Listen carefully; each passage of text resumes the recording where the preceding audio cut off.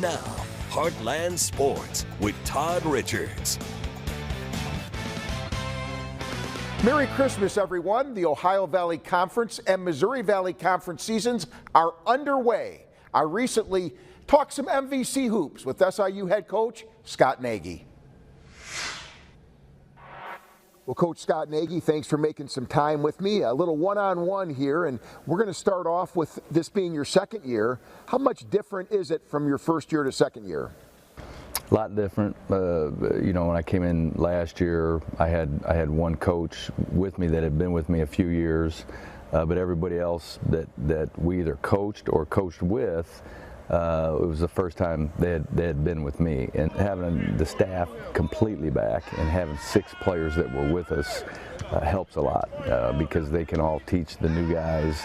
Our staff knows more of who I want to recruit, the kind of players that it takes to play for us, you know, who we want to be, those kind of things. And so we feel like we have a team that is more of Salukis. You mentioned what it takes to be a Saluki and to play for you.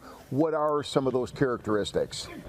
Well, we just know over the years, and the tradition here has just been the toughness, the physicality, the things that don't necessarily show up on a stat sheet, diving on the floor, the playing great defense, those kind of things that, you know, that's what we want to be. What do you like about your guys on the team this year? Well, I love the guys that are returning, you know, because they're definitely bought in. They wanted to come back, and they're helping. They've been good leaders. We have 3 seniors that have returned, which really helps. How tough is it to win in the Missouri Valley Conference? Well, it's hard. It's hard to win any college basketball game, and I think that's what people don't understand.